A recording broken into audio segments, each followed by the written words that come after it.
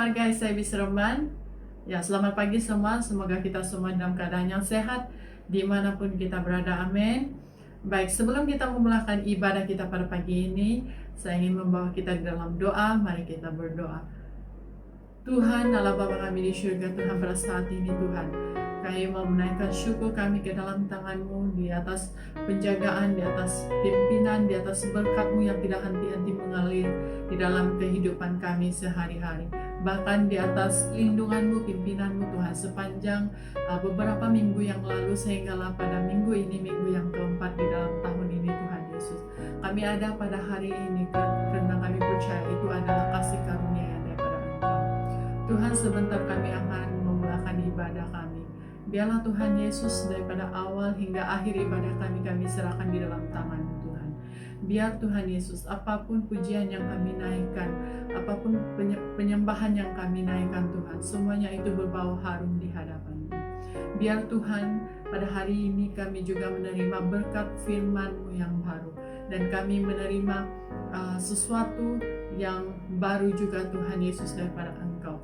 Biarlah Tuhan Yesus kami dibangun dan kami diberkati lewat daripada firman-Mu pada hari ini. Hanya di dalam nama Tuhan Yesus kami siap untuk memuji dan memuliakan nama-Mu. Amin. Shalom jemaat SIB Seremban, selamat hari Minggu. Saya ucapkan kepada kita semua, mari pada saat ini kita tetap terus bersuka cita untuk memuji Tuhan kita. Mari saya mengajak kita semua bangkit berdiri, kita membawa lagu Bersyukurlah. Kita bertepuk tangan bersama-sama ya.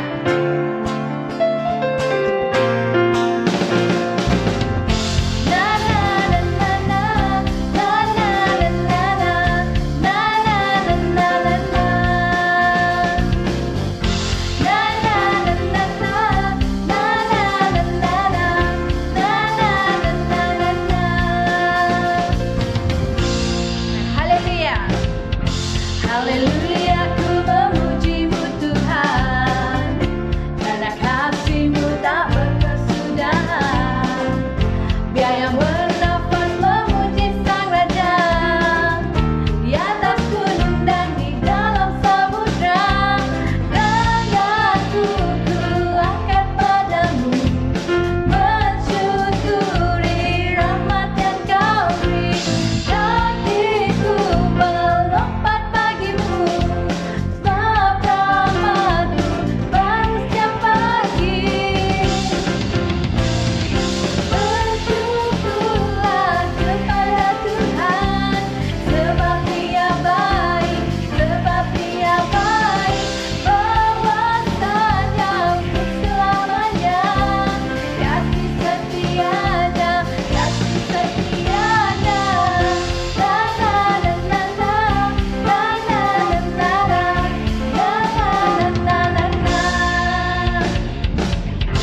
Haleluya, ku memuji-Mu Tuhan, karena kasih-Mu tak berkesudahan.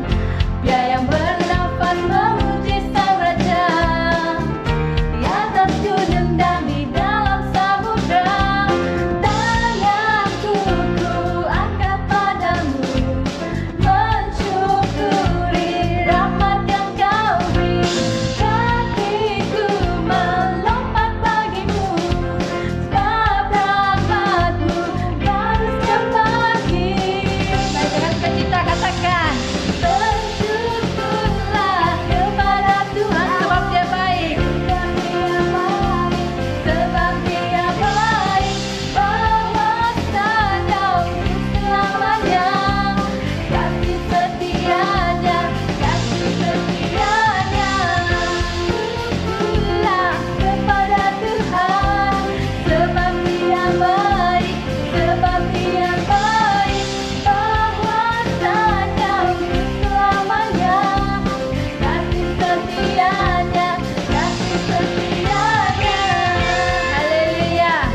Tetap bersemangat memuji Tuhan, amin. Mari kita terus bertepuk tangan dengan rasa syukur kita atas kebaikan Tuhan dalam kehidupan kita dan juga keluarga. Tanganku ku angkat padamu, mensyukuri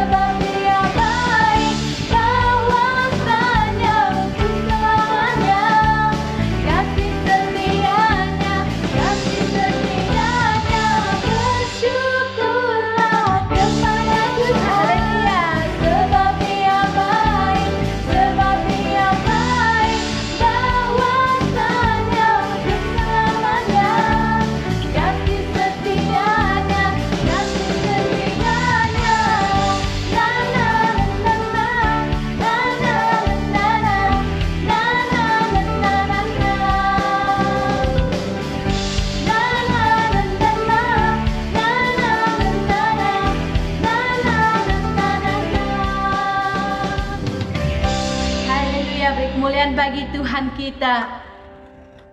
Jemaat Tuhan, haleluya. Mari kita semua tundukkan kepala kita. Kita membawakan lagu Bapa, Engkau sungguh baik. Karena Bapa kita, Tuhan Yesus Kristus, Allah yang sangat baik dalam kehidupan kita. Dia tidak pernah meninggalkan kita. Kasih-Nya selalu baru setiap hari bagi kita. Kita naikkan syukur kita. Kita naikkan pujian penyembahan kita dari hati kita. Karena pertolongan Tuhan selalu ada bagi setiap kita yang percaya kepada-Nya.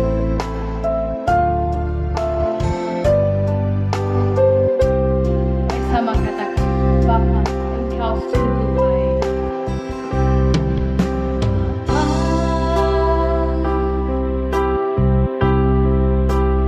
Engkau sungguh baik, kasih-Mu melimpah di hidupku.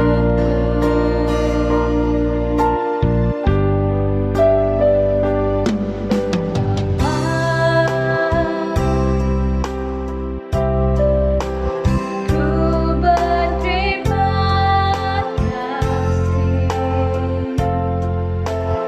berkat-Mu hari ini yang Kau sediakan bagiku. Naikkan syukurku buat hari yang Kau beri. Tak habis-habisnya kasih dan rahmat-Mu. Selalu baru dan tak pernah terlambat pertolongan-Mu.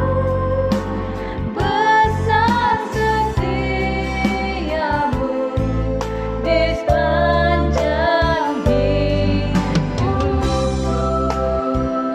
Haleluya Tuhan. Segala pujian dan syukur baikkan pada-Mu ya Bapa di surga.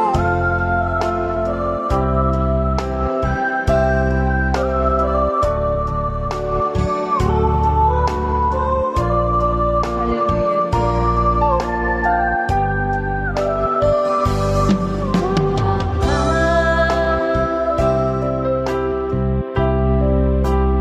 Engkau sungguh baik, kasih-Mu melimpah di hidupku.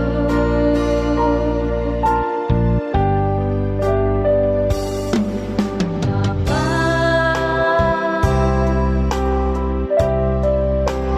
ku berterima kasih berkat-Mu hari ini yang Kau sediakan bagiku. Mari angkatkan tanganmu, angkatkan suaramu. Naikkan syukurku buat hari yang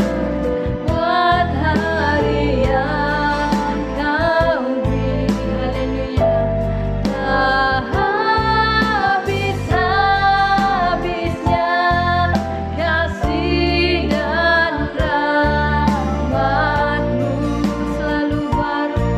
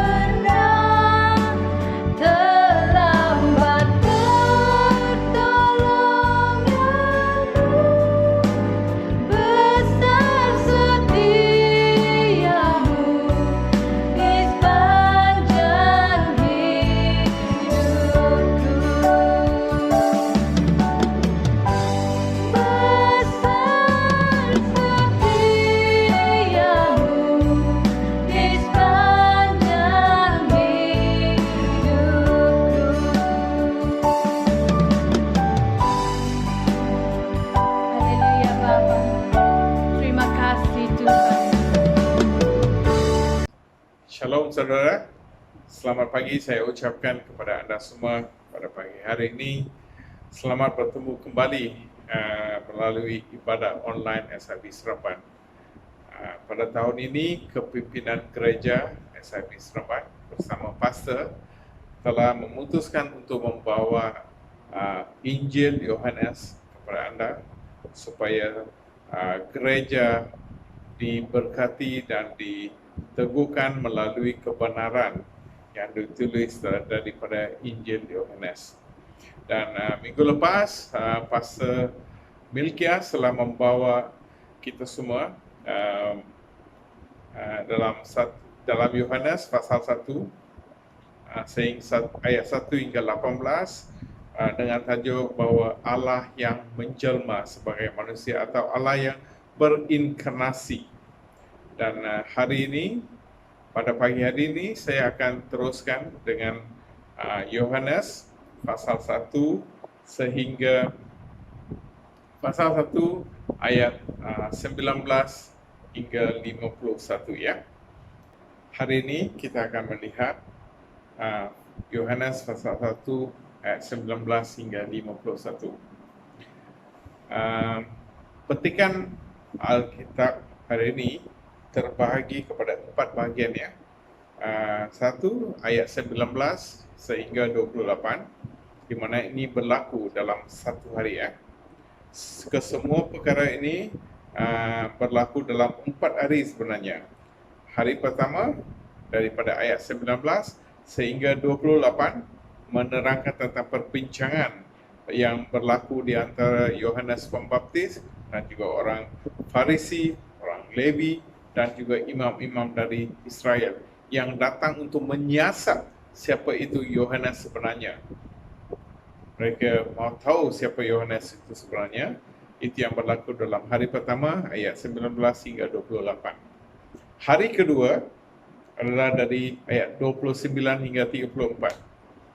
Ia menerangkan tentang kesaksian Yesus. Bagaimana Yesus berjumpa dengan Yesus. Dan dia bersaksi bahwa Yesus adalah anak Allah yang menjelma menjadi domba Allah penghapus dosa manusia. So, petikan ini menerangkan pasal kesaksian Yesus. Ya. Hari ketiga adalah dari ayat 35 hingga 42. Hari kedua, Yohanes bersaksi sekali lagi bahwa Yesus adalah domba Allah. Kepada murid-murid Yohanes, apabila mereka mendengar kata-kata Yohanes, mereka terus mau mengikuti Yesus. Murid-murid Yohanes mau mengikuti Yesus, menjadi murid-murid Yesus ya, dan Yohanes benarkan. So itu adalah dari ayat 35 hingga 42. Ayat 43 hingga 51 adalah hari keempat di mana Yesus bersama-sama dengan murid-murid dia. Dan murid-murid dia juga menyaksikan Yesus sebagai Mesias dan sebagainya. Dan kita akan melihat petikan ini mengikut turutan hari pertama, hari kedua, hari ketiga, dan hari keempat. Dan mereka datang bertanya, siapakah Yohanes? Dan Yohanes mengatakan dalam ayat 19, siapakah kamu? Yohanes menjawab, aku bukanlah Kristus. Agak pelik ya, kalau orang bertanya, siapakah kamu kepada saya akan kata, at least saya adalah Jiwan. Dan saya tidak akan kata bahwa aku bukanlah Pastor Milkias. Kalau kenapa dia berkata aku bukanlah Kristus? Saya rasa orang yang bertanya kepada Yohanes ini, mereka mesti ada tanya dia, siapakah kamu? Adakah kamu Kristus? Okey, anggapan mereka adalah Yohanes Pembaptis adalah Kristus. Sebab itu dia menjawab, aku bukanlah Kristus. Dia menyatakan dia bukanlah Kristus yang dinanti-nantikan. Kemudian mereka bertanya lagi, jadi kamu ini siapa? Elia? Orang Yahudi bertanya. Kenapa orang Yahudi bertanya Elia? Elia adalah seorang nabi yang dinubuatkan di dalam perjanjian lama akan datang sebelum Mesias itu muncul. Dalam 2 Raja pasal 2 ayat 11, Anda boleh rujuk Alkitab Anda selepas khotbah ini, dan juga Maliaki 4:5. Dalam kedua-dua ayat ini kita dapat melihat siapa Elia, dan dia telah dinubuatkan untuk datang sebelum Mesias datang, untuk menunjukkan, untuk membuka jalan bagi Mesias. Jadi orang Yahudi itu bertanya kepada Yohanes, adakah kamu Elia? Dan bukan jawabnya. Yohanes mengatakan dia bukanlah Elia. Adakah kamu Nabi? Tanya mereka lagi. Dia menjawab bukan. Sebenarnya Yohanes Pembaptis adalah Nabi terakhir. Dia adalah Nabi terakhir kepada orang Yahudi. Sebelum Yohanes Pembaptis, selama 400 tahun, kaum Yahudi, kaum Israel tidak menerima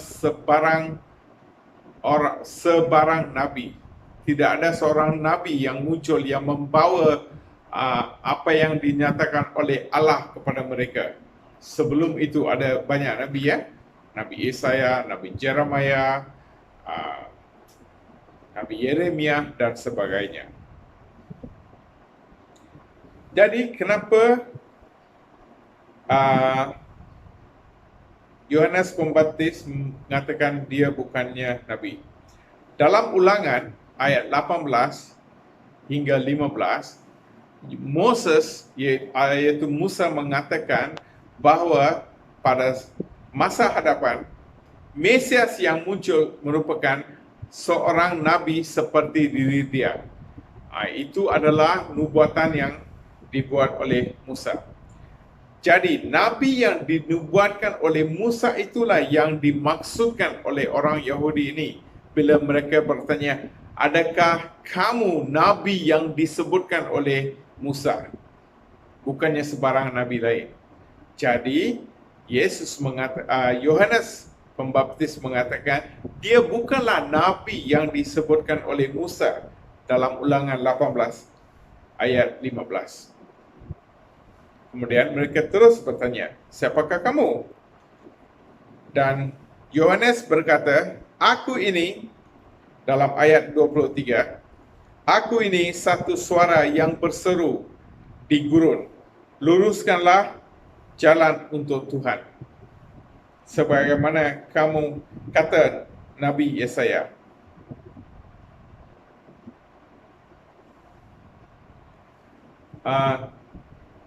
Yohanes mengatakan dia hanyalah satu suara seperti yang dinubuatkan oleh Yesaya dalam buku Yesaya ayat pasal 40 ayat 3. Yohanes menjawab mereka bahwa aku ini satu suara yang berseru di gurun. Dalam ayat 23 ya. Luruskanlah jalan untuk Tuhan sebagaimana kata Nabi Yesaya. Ya, sememangnya Yohanes Pembaptis telah dinubuatkan akan lahir dan dia adalah satu suara yang berseru di gurun, ya. Anda boleh rujuk Yesaya pasal 40 ayat 3. Dan itu yang dikatakan olehnya. Setelah mendengar itu, mereka terus bertanya, orang Farisi. Dalam ayat 25, mengapakah kamu membaptis orang? Kiranya kamu bukan Kristus, bukan Elia, dan bukan pula Nabi. So, kita boleh dapatkan isi hati mereka, ya. Apa tujuan sebenar mereka menyoal Yohanes? Mereka mau tahu kenapa dia membaptis orang. Okey, apa tujuan dia? Siapa yang bagi authority bagi dia untuk membaptiskan orang? Sebab authority dalam keagamaan, sistem keagamaan orang Israel adalah mereka. Mereka mempunyai authority itu dan mereka tidak beri authority kepada Yohanes untuk membaptiskan orang. Dan mereka mau tahu siapa yang memberi kuasa bagi dia. Apa kata Yohanes? Dalam ayat 26. Aku membaptis dengan air, tetapi dalam kalanganmu ada seorang yang tidak kamu kenali, yaitu dia yang datang selepasku. Aku tidak layak mengurai tali kasutnya pun. Sekali lagi, kita dapat melihat sini, Yohanes tidak actually menjawab soalan mereka. Mereka tanya, mengapakah kamu membaptis orang? Dan Yohanes berkata, you don't ask me why I am actually baptizing people. Tetapi yang lebih penting adalah di kalangan kamu ada seorang yang tidak kamu kenali. Sudah ada. Dan dia yang datang selepasku, orang itu yang datang selepas Yohanes itu, Yohanes tidak layak mengurai tali kasutnya pun. Siapa yang dia rujuk adalah Yesus. Yohanes tidak menjawab pertanyaan mereka, tetapi menepis soalan itu dan memberi tumpuan kepada Yesus. Tapi kalau kita baca seterusnya, dalam ayat 33, Yohanes Pembaptis memberitahu bahwa Allah Bapa menyuruhnya dan memberi kuasa untuk dia membaptis. Ayat 28 mengatakan semua ini terjadi di Betania, di seberang Jordan. Disitulah Yohanes membaptis orang. Ayat 29, pada keesokan harinya. Okey, kita berhenti sejenak di sini dan melihat kenapa Rasul Yohanes memperkenalkan Yohanes Pembaptis sebagai saksi pertama untuk menyaksikan Yesus. Ini adalah kerana Yohanes telah diterima sebagai seorang nabi. Okey, Yohanes Pembaptis telah diterima oleh orang Israel sebagai seorang nabi.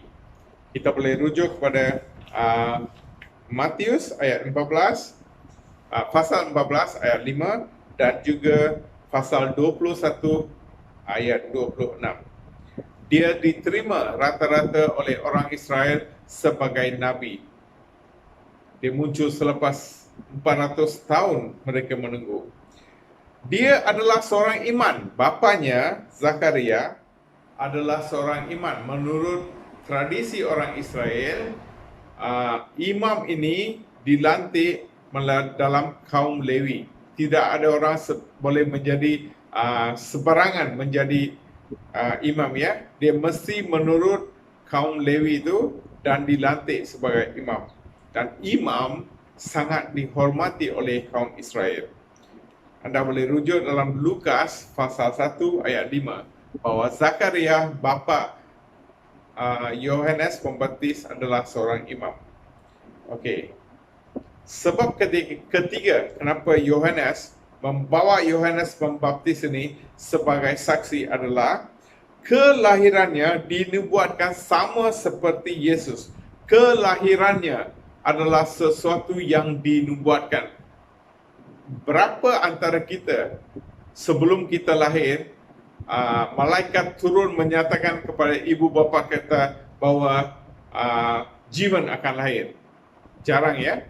Dan Yohanes Pembaptis adalah salah seorang yang dinubuatkan oleh malaikat Tuhan kepada Zakaria dan kepada ibunya bahwa dia akan lahir dan dia akan membawa ramai orang kembali kepada pangkuan Tuhan. Dalam Lukas pasal 1 ayat 11 dan 17. Anda boleh baca, ya. Lukas pasal 1 ayat 11 hingga 17. Dan sebab keempat kenapa Yohanes Pembaptis adalah saksi yang utuh, ya. Saksi dia bawa saksi dia mesti saksi yang boleh dipercayai, saksi yang utuh di mana kata-katanya mesti boleh dipercayai. Sebab itu Yohanes Pembaptis ini sebagai saksi pertama dari kalangan manusia untuk memberi kesaksian bahwa Yesus adalah anak Allah. Okey? Cara hidup Yohanes Pembaptis. Kita tahu dalam Lukas, kita boleh baca dalam Lukas bagaimana Yohanes Pembaptis ini terasing daripada sistem keagamaan orang Israel pada masa itu. Yohanes tinggal di gurun sehinggalah dia muncul di hadapan bangsa Israel. Lukas pasal 1 ayat 80 ya. Dia terasing daripada segala kerosakan ataupun influence daripada orang-orang Farisi ataupun orang yang melayani Tuhan pada masa itu. Dia terasing daripada sistem keagamaan orang Israel pada masa itu. Jadi, atas disebabkan oleh sebab-sebab yang saya beri ini, dia seorang nabi, dia seorang imam, dia seorang yang dinubuatkan kelahirannya, dan cara hidup dia terasing. Dia merupakan saksi yang utuh, yang boleh dipercayai kesaksiannya. Disebabkan itu, Rasul Yohanes membawa Yohanes sebagai saksi pertama Yesus. Kita akan lihat seterusnya apakah kesaksian Yohanes Pembaptis ini. Kita masuk ke hari kedua, di mana Yohanes berjumpa dengan Yesus dan dia terus bersaksi bahwa Yesus adalah anak Allah yang menjadi domba Allah. Ayat 29. Pada keesokan harinya, Yohanes melihat Yesus berjalan ke arahnya, lalu berseru, "Lihatlah, anak domba Allah yang menghapuskan dosa umat manusia." Sekali lagi saya baca bahwa Yohanes bersaksi bahwa lihatlah anak domba Allah yang menghapuskan dosa umat manusia.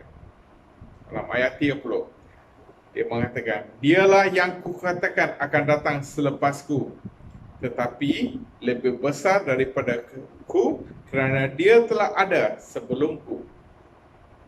Dia berkata bahwa dialah yang kukatakan akan datang selepasku.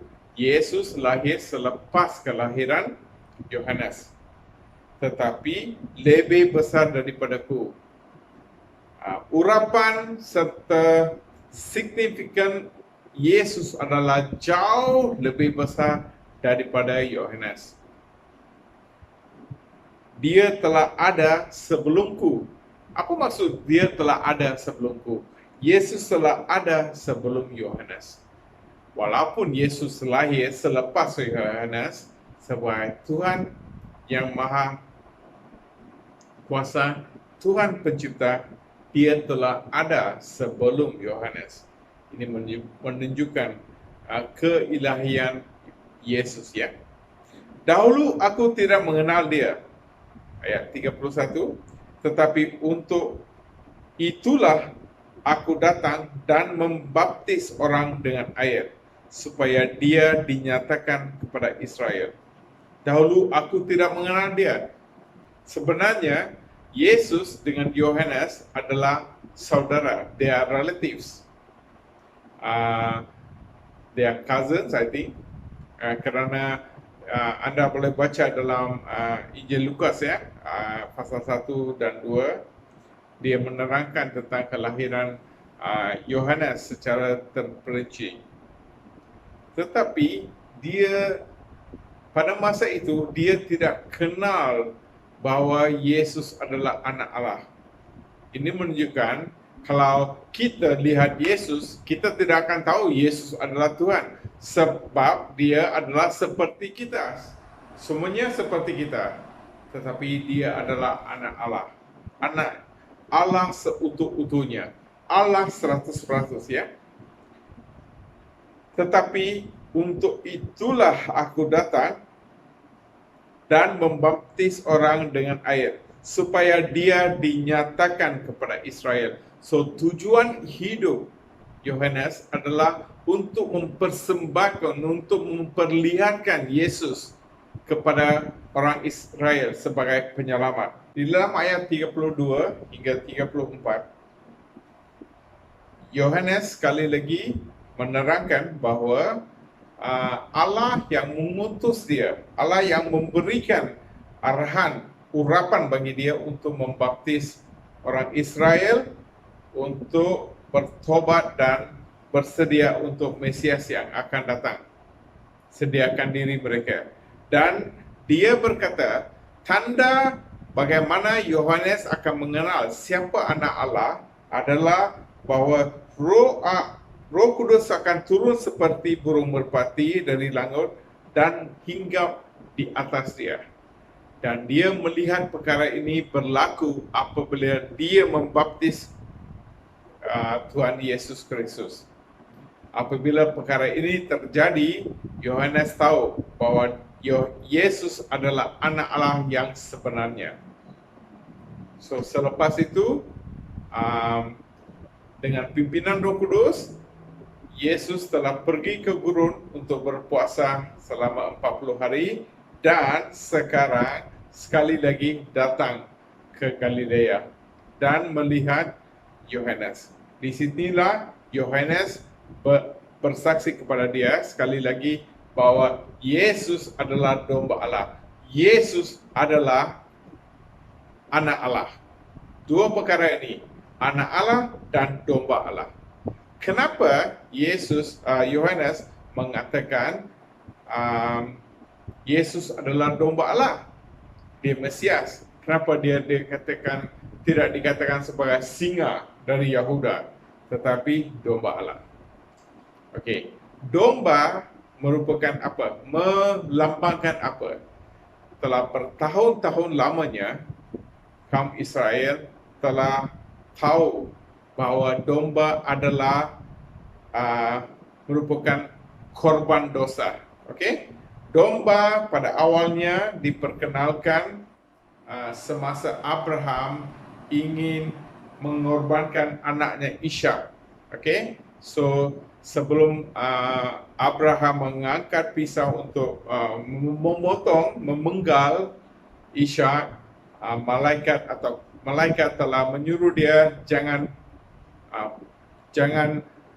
potong dia, tetapi menyediakan anak domba sebagai ganti supaya Abraham boleh menyembah Allah. Domba juga digunakan sebagai korban dan darahnya disapukan kepada tiang-tiang rumah semasa kaum Israel, kaum Yahudi dipimpin keluar oleh Allah daripada perhambahan di Mesir. Dan dalam segala upacara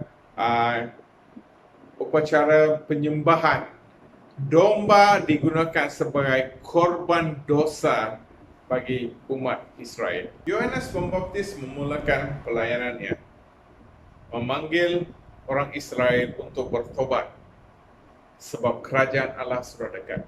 Pada masa itu, bukan Yohanes saja, tapi Yesus pun berfirman, memulakan pelayanannya dengan memanggil orang Israel untuk bertobat. Pada masa itu, orang Israel berpendapat bahawa mereka sudah sempurna, mereka menjalankan semua perintah-perintah Tuhan dan tidak ada dosa pada masa itu, sebab kalau mereka berdosa, mereka hanya perlu mengorbankan domba dan sebagainya untuk ganti dosa mereka. Apa yang mereka perlukan pada masa itu adalah seorang raja yang dapat memimpin mereka keluar daripada belenggu orang Roma yang memerintah pada masa itu. Mereka menjadi hamba pemerintah. Mereka diperintah oleh orang Roma. Mereka memerlukan raja. Mereka memerlukan seorang pemimpin untuk memerdekakan mereka. So mereka mengharapkan Mesias yang akan diutus oleh Tuhan untuk membawa mereka keluar daripada belenggu pemerintahan Roma. Tetapi Yesus ketika itu muncul bukan sebagai raja, tetapi domba Allah. Dia bukan bertujuan untuk membebaskan mereka daripada belenggu pemerintahan sebuah kerajaan, tetapi daripada belenggu dosa, membebaskan umat manusia, bukan saja umat Israel, daripada belenggu dosa yang tidak boleh dimerdekakan oleh sesiapa pun, hanya oleh Tuhan itu sendiri. Jadi Yesus pada ketika itu menjelma menjadi domba Allah, menyempurnakan tugas yang diberinya untuk membawa keluar umat manusia daripada belenggu dosa. Jadi Yohanes bersaksi bahwa dia adalah anak Allah dan dia juga adalah anak domba Allah yang menghapuskan dosa umat manusia. Setelah dia membebaskan manusia daripada dosa, dia akan datang kedua kalinya sebagai raja kita, untuk memerintah kita, untuk memerintah dunia ini. Dia akan menjadi raja kita. Tetapi semasa Yesus datang pertama kalinya, dia menjadi domba, bukannya sebagai raja, bukannya sebagai singa dari Yahuda. Itu bukan masanya. Dia dipersembahkan kepada manusia sebagai domba Allah yang akan menghapuskan dosa bagi semua umat manusia. Hari yang seterusnya, ayat 35, pada hari berikut Yohanes berada di situ lagi bersama dua orang muridnya. Dia melihat lagi Yesus lalu di tempat itu dan berseru, "Lihatlah anak domba Allah." Ayat 37, apabila dua orang murid Yohanes itu mendengar kata-kata demikian, mereka pun mengikut Yesus. Yesus menoleh dan melihat mereka mengikutinya. Lalu bertanya, "Apa hajatmu?" Mereka menjawab, "Rabi," artinya guru, "di manakah engkau tinggal?" "Marilah lihat," kata Yesus. Mereka terus mengikutnya dan melihat tempat tinggalnya. Waktu itu kira-kira jam ke-10. Mereka pun tinggal bersama Yesus pada hari itu. Seorang daripada dua orang yang mendengar kata-kata Yohanes lalu mengikut Yesus ialah Andreas, saudara Simon Petrus.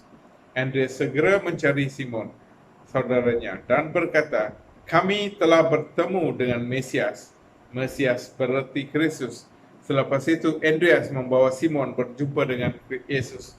Yesus memandang Simon lalu berkata, "Kamu Simon, anak Allah, anak Yohanes, tetapi kamu akan digelar Kefas." Kefas artinya dengan Petrus.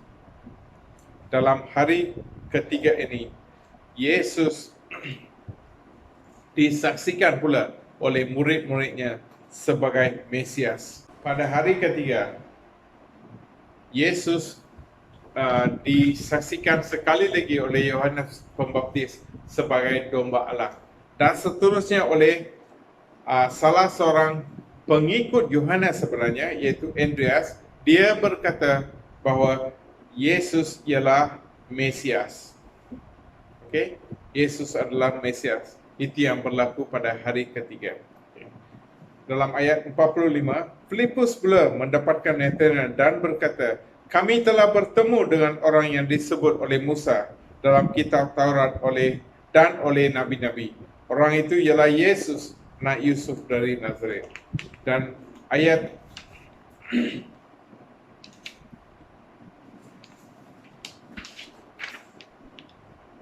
49 pula berkata, murid Yesus, yaitu Nathanael, bersaksi bahwa, "Rabi, engkaulah anak Allah. Engkau adalah raja bangsa Israel." Okey, ayat-ayat lain anda boleh baca sendiri. So, kita melihat bahawa ada saksi-saksi yaitu Yohanes Pembaptis dan juga murid-murid Yesus yang lain. Jadi saudara, Yohanes Pembaptis menyaksikan Yesus sebagai anak domba Allah yang akan menghapuskan segala dosa manusia. Pada masa itu, Israel leka dengan sistem keagamaan mereka. Bagaimana dengan saudara? Adakah Anda juga leka dengan apa yang diperhatikan? If you are a Christian, are you very comfortable, convenient with what you are doing, and you forgot about the sin in your life? We still need Christ as the Lamb of God who takes away the sin of the world. Jangan leka saudara dengan dosa. Kita setiap hari memerlukan Yesus sebagai anak domba Allah yang menghapuskan dosa kita. Come to Him. And if you never know Christ, kalau kita tidak pernah mengenal siapa Yesus Kristus itu, Dia adalah anak domba Allah, menjadi korban untuk segala dosa kita, supaya kita disucikan, dibebaskan untuk bersekutu dengan Allah Bapa. Mari kita sadar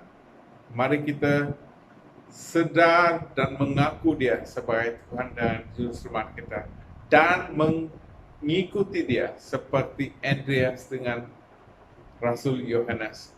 Ikut Dia, ikut apa yang diperintahkannya, supaya hidup kita berubah. Mari kita berdoa.